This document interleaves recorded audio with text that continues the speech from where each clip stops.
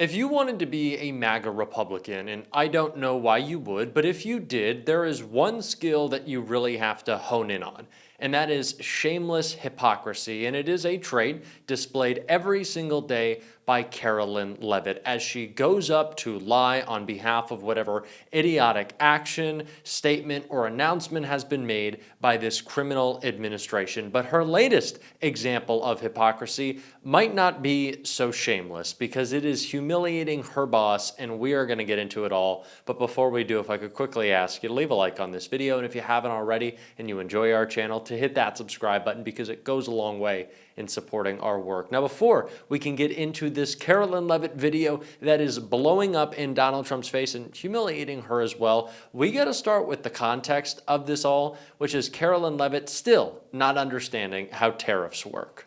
He's actually not implementing tax hikes.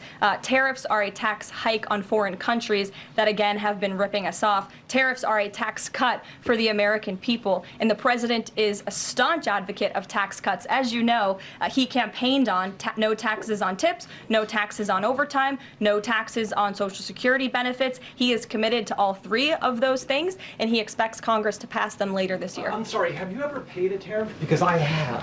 They don't get charged on foreign companies, they get charged on the importers. And ultimately, when we have fair and balanced trade, which the American people have not seen in decades, as I said at the beginning, revenues will stay here, wages will go up, and our country will be made wealthy again. And I think it's insulting that you are trying to test my knowledge of economics and the decisions that this president has made. I'm now regret giving a question to the Associated Press. Mary. Karoline, it doesn't matter if you raise your voice or you scold, you get angry, you wag your finger, attack whatever outlet a reporter is with. It doesn't mean that you understand tariffs, because you don't, and neither does Donald Trump. And at this point, I guess the administration has no interest in actually understanding the most key element of their economic policy, that is raise taxes effectively on everyone in America except the billionaires who just got giant tax cuts and are benefiting off of the insider trading they're doing with Donald Trump's tariffs. But that is one thing.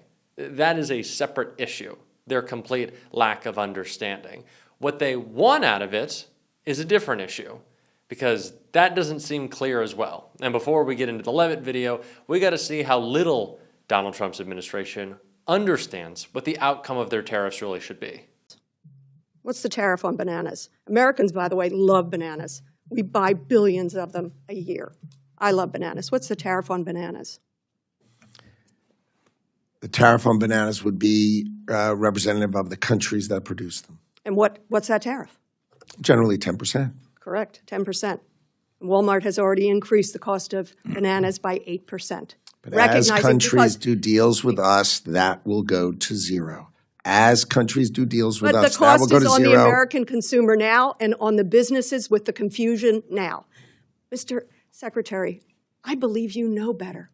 I believe you recognize that a trade deficit is not something to fear. I believe you know that predictability, stability is essential for businesses.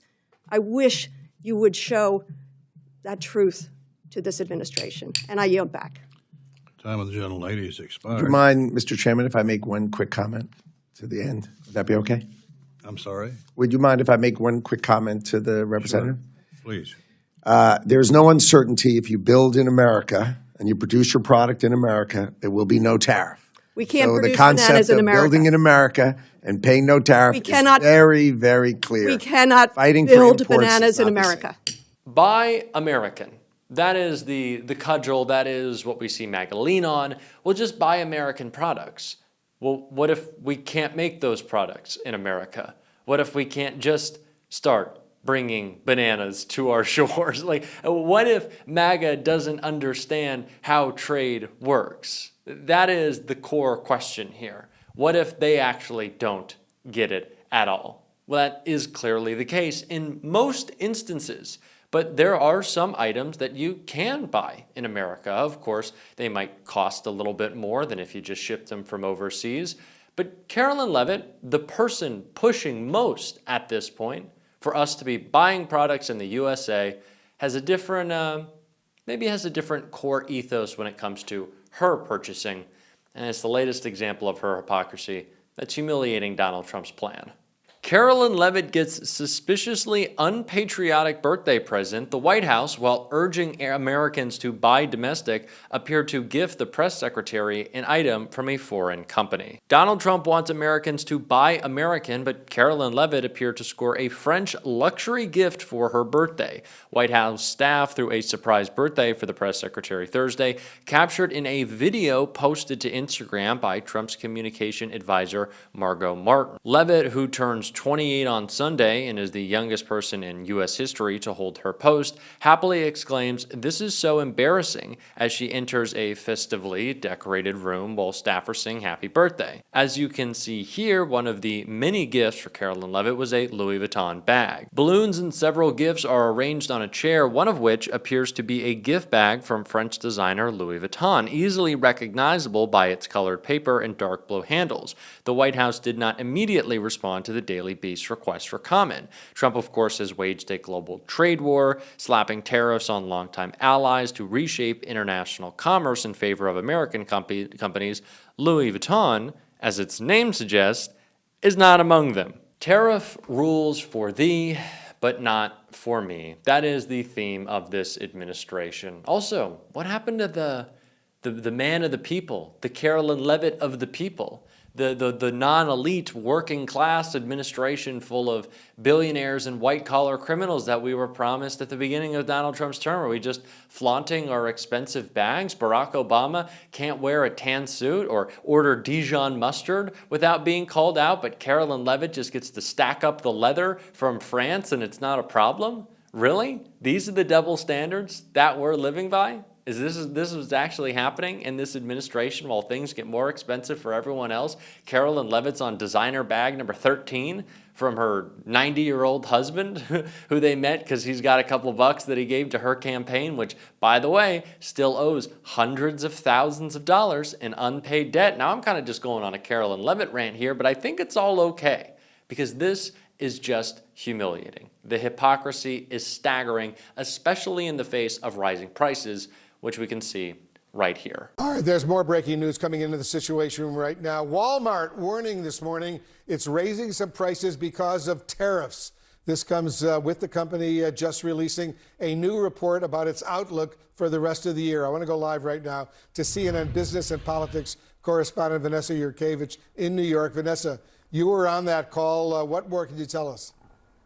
Wolf, America's largest retailer, largest employer, and really a bellwether for the U.S. economy, posted strong sales growth in the second quarter, but definitely faced some headwinds from tariffs. And we saw that profits in the second quarter did not meet Wall Street's expectations. And that's actually why you see Walmart's stock down right now about 4.5%.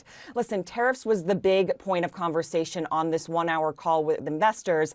A lot of questions about what price pressures were going to be trickling down to consumers. You had the CEO, Doug McMillon, of the company saying that so far tariff impacts have been gradual, so consumers haven't reacted so much to price hikes, but where they're now putting out post-tariff inventory, and they're going to see price level increases on a week-to-week basis. So that's obviously concerning for the company. On that full screen you just had up there, another point on the call was, despite these price hikes, they have seen resiliency from the U.S. consumer.